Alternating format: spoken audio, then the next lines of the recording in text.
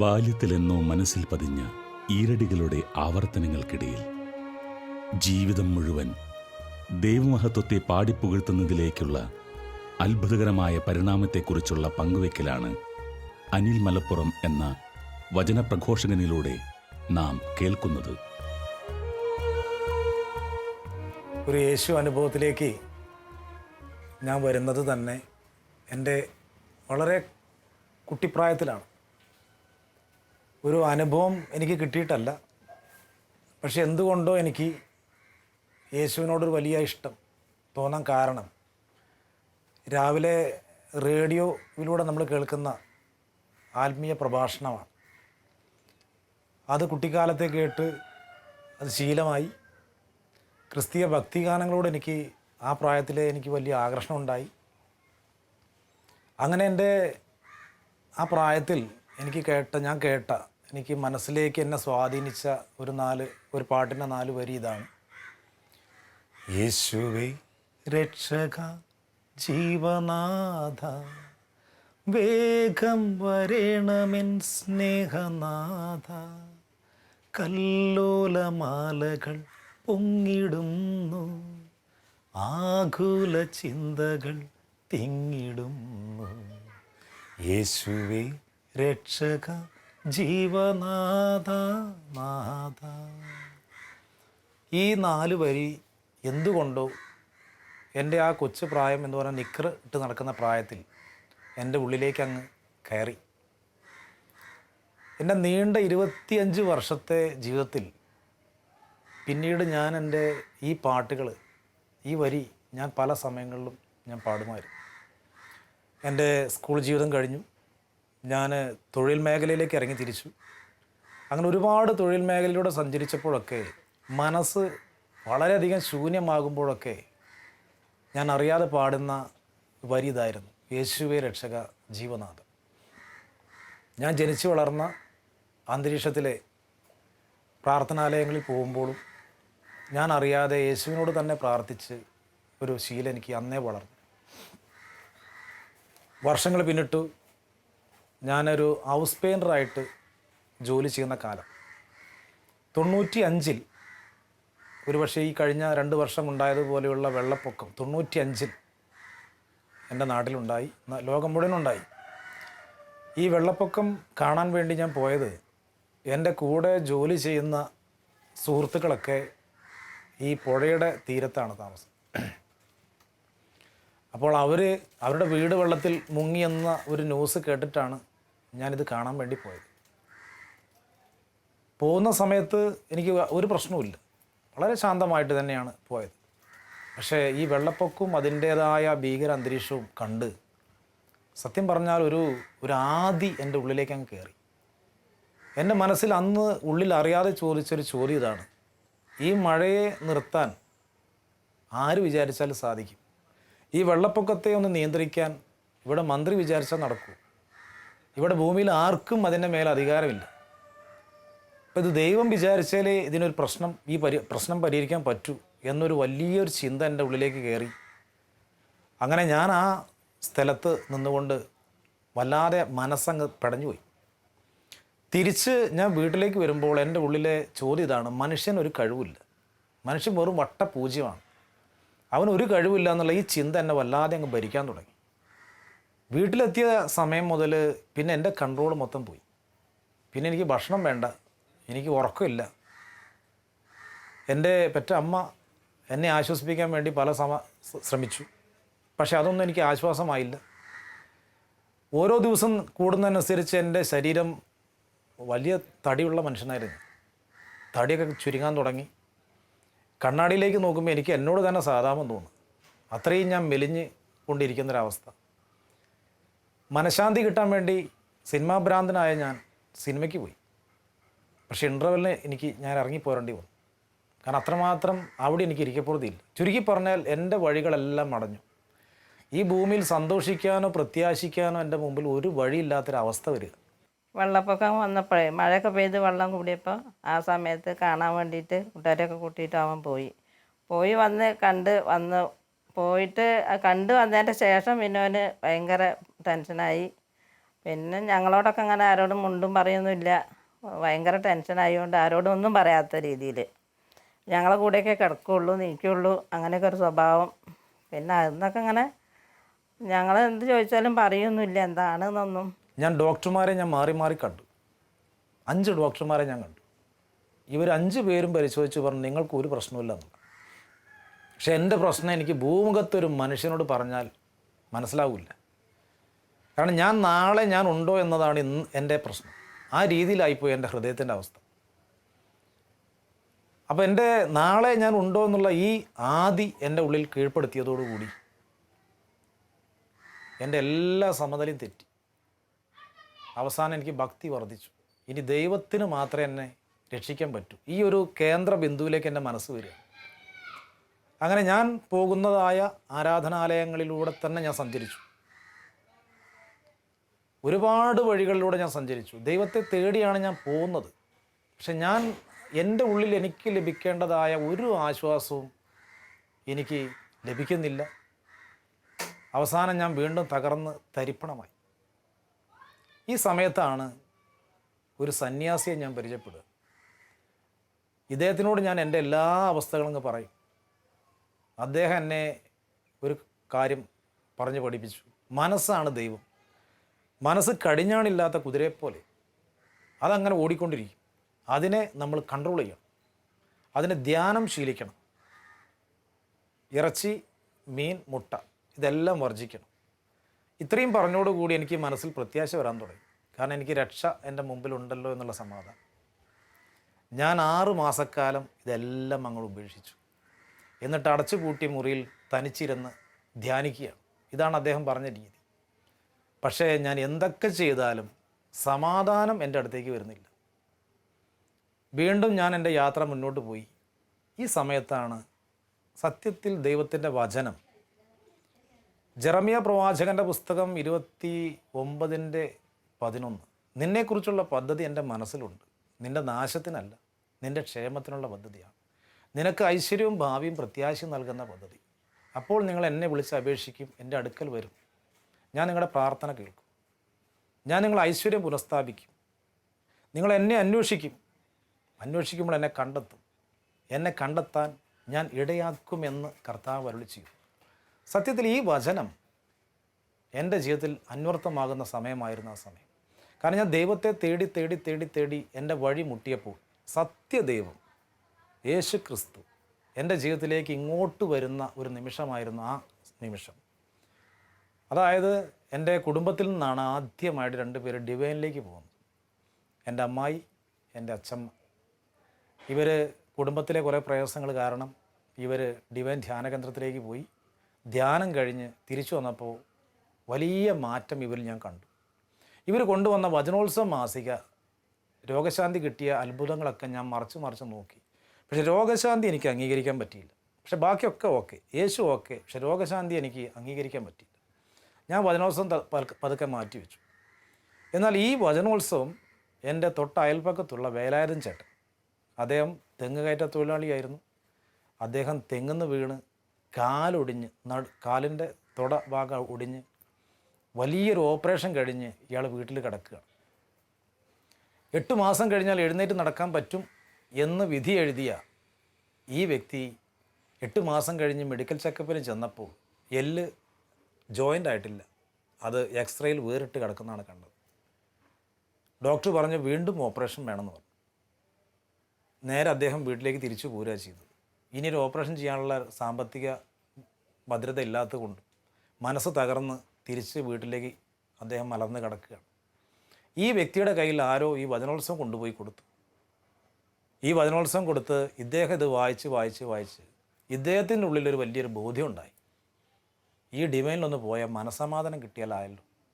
എന്നാൽ ഈ ആഗ്രഹം പറഞ്ഞത് എന്നോട്. ഞാനോ ഉള്ളു കരിഞ്ഞ മനുഷ്യൻ, ഇദ്ദേഹത്തിന് പുറമേ പ്രശ്നമുള്ളൂ. ഇത് ഈ ആഗ്രഹം എന്നോട് പറഞ്ഞപ്പോൾ അദ്ദേഹത്തിന് കൂടെ പോകാൻ ആളില്ലാത്തത് കൊണ്ടാണ് എന്നോട് പറഞ്ഞത്. അപ്പോൾ ഞാൻ പറഞ്ഞു, ചേട്ടാ ഞാൻ കൂടെ പോരാം, നിങ്ങളെ കാര്യം നോക്കാൻ ഞങ്ങൾ നിങ്ങളെ കൂടെ പോരാം. ഞങ്ങൾ അയൽവക്കത്ത് നിന്ന് വേറെ ചേട്ടനും കൂടെ പോകുന്നു. അങ്ങനെ 95 ഞങ്ങൾ ഒരു നിശ്ചിത ദൂരം വരെ, ഓട്ടോ വരുന്ന ദൂരം വരെ ഇദ്ദേഹത്തിനെ കക്ഷത്ത് വടിയും വെച്ച് തന്നെയാണ് ഈ ഓട്ടോയിലേക്ക് കയറ്റിയത്. ഡിവൈനിൽ ധ്യാനം കൂടി വന്ന എൻ്റെ അച്ഛമ്മ ഈ വേലായുധൻ ചേട്ടനോടൊരു കാര്യം പറഞ്ഞു, ഞാൻ ഇന്നും ഓർക്കുകയാണ്. വേലായുധ, നീ തിരിച്ചു വരുമ്പോൾ നിൻ്റെ കയ്യിൽ ഈ വടി കാണരുത്, നീ നടന്നിട്ട് വേണം വരാൻ. സത്യത്തിൽ ഈ പറഞ്ഞ വാക്ക് എനിക്കിട്ട് കൊണ്ടു.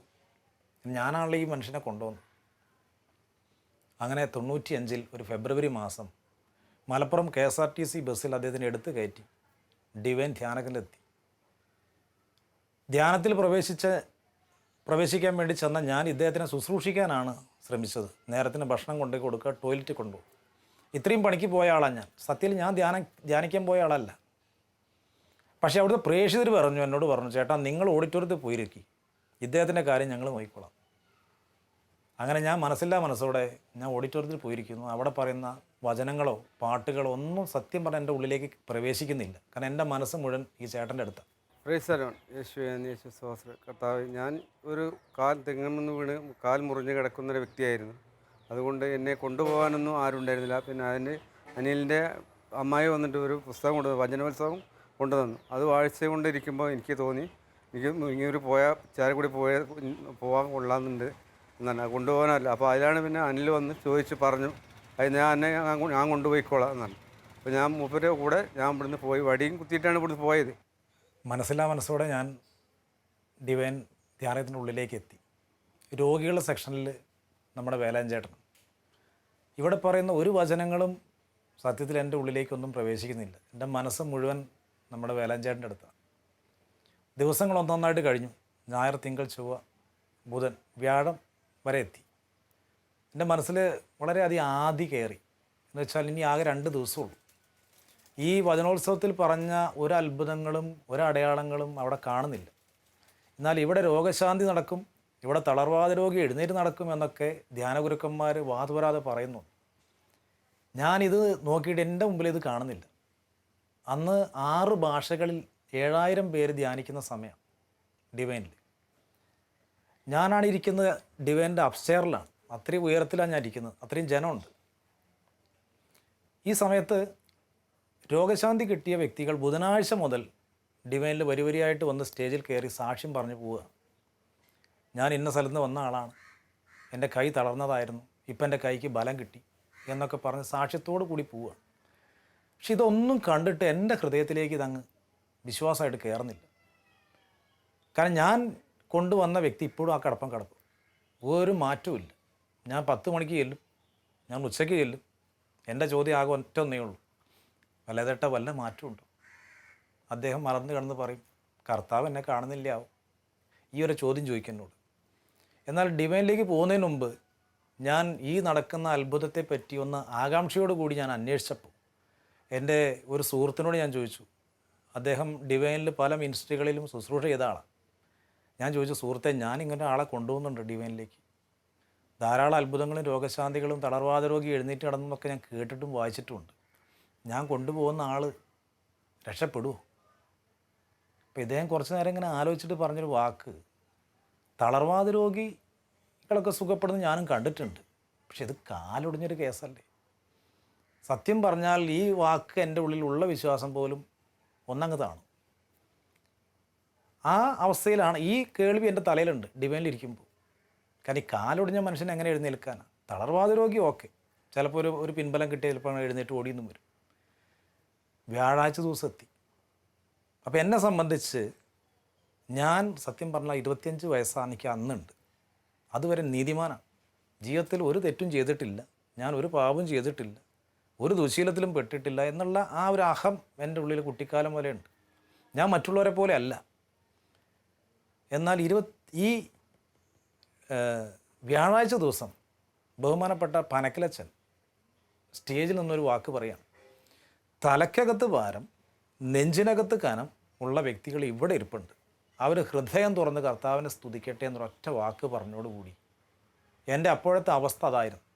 എങ്ങനെ സ്തുതിക്കാൻ പറഞ്ഞാലും എനിക്ക് സ്തുതിക്കാൻ പറ്റില്ല. തലക്കകത്തൊരു ഭാരം, നെഞ്ചിനകത്തൊരു കനം. എന്നാൽ പനക്കലച്ചൻ്റെ വാക്ക് ശരിക്കും എനിക്കിട്ട് കൊണ്ടു. കാരണം എൻ്റെ അവസ്ഥയാണ് അച്ഛൻ വിളിച്ചു പറഞ്ഞു. ഈ സമയത്ത് പരിസരബോധം മറന്ന് ഞാനും ജനങ്ങളുടെ കൂടെ ഞാനങ്ങ് സ്തുതിച്ചു. സത്യം പറഞ്ഞാൽ ആ സ്തുതിപ്പാണ് എന്നെ മാറ്റിമറിച്ചത്. പ്രഭാഷകൻ്റെ പുസ്തകം പഠിപ്പിക്കുന്നില്ലേ 43:30 നിങ്ങൾ എല്ലാ കഴിവും ഉപയോഗിച്ച് കർത്താവിനെ സ്തുതിക്കുക. എത്ര സ്തുതിച്ചാലും പരിധിയിലെത്തുകയില്ല എന്നൊരു ഒരു വചനമുണ്ട്. എന്ന പോലെ ഞാനങ്ങ് സ്തുതിച്ചപ്പോൾ അതുവരെ ഞാൻ കെട്ടിപ്പൊക്കി ഉണ്ടാക്കിയിരുന്ന ഒരു വിശുദ്ധ ചിത്രമുണ്ട് എൻ്റെ മുമ്പിൽ. ഞാൻ ഒരു തെറ്റും ചെയ്തിട്ടില്ല, ഒരു പാപം ചെയ്തിട്ടില്ല. എന്നാൽ ആ സ്തുതിപ്പിലൂടെ ഞാൻ എന്താണെന്ന് കർത്താവ് എനിക്ക് കാണിച്ചു തന്നു. ഒരു സ്ക്രീനിലൂടെ എൻ്റെ ഓർമ്മ വച്ച കാലം മുതൽ ഞാൻ അറിഞ്ഞോ അറിയാതെ ചെയ്തു പോയതൊക്കെ എൻ്റെ കൺമുമ്പിലൂടെ ഇങ്ങനെ ഓടുകയാണ്.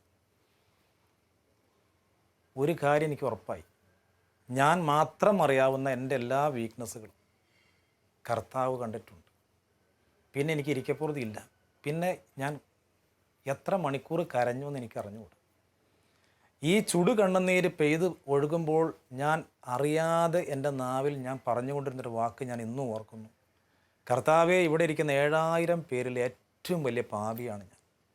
അതുവരെ പാപി എന്ന വാക്ക് എനിക്ക് അന്യമായിരുന്നു, എനിക്ക് അംഗീകരിക്കാൻ പറ്റാത്ത വാക്കായിരുന്നു.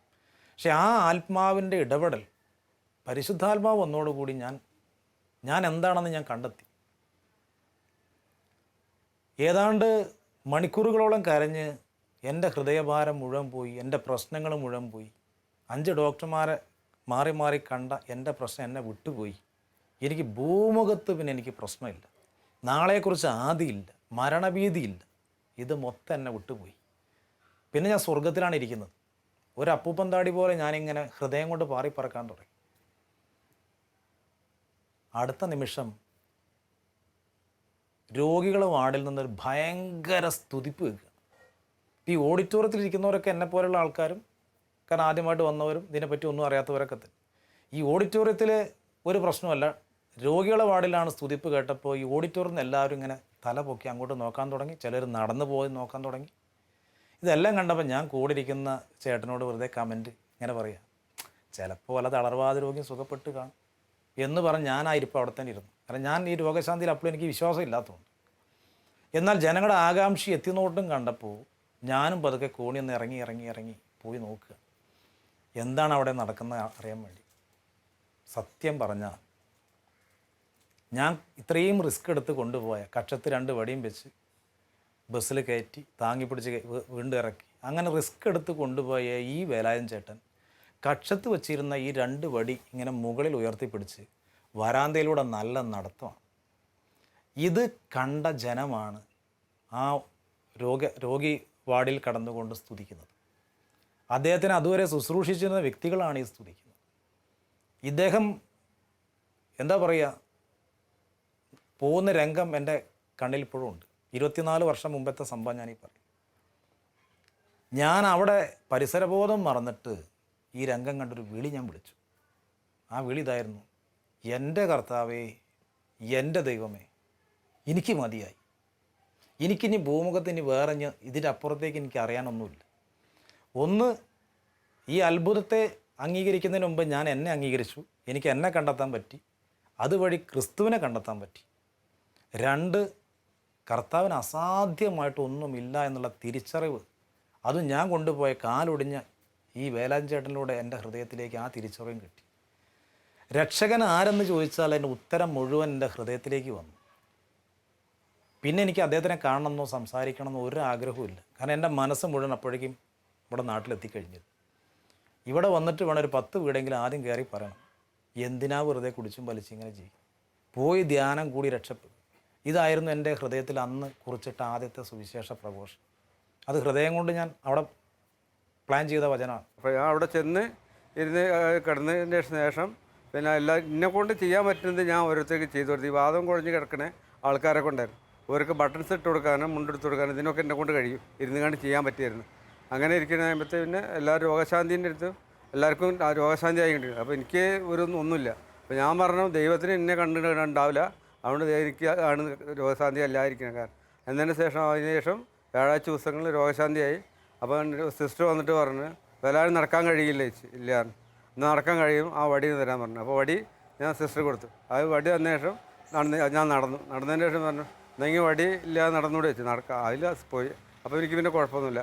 അങ്ങനെ ഞാൻ അനിലിൻ്റെ കൂടെ പോയിക്കാണ്ട് ആണ് ഇപ്പോൾ ഞാൻ ഈ കോലത്തിൽ രോഗശാന്തിയായി ദൈവത്തിന് മനസ്സിനായിട്ട് എനിക്ക് നടക്കാനും പിന്നെ ഈ പണിയെടുക്കുവാനുള്ള കൃപയും ദൈവത്തിന് മനസ്സിനായിട്ട് എനിക്ക് സാധിച്ചു.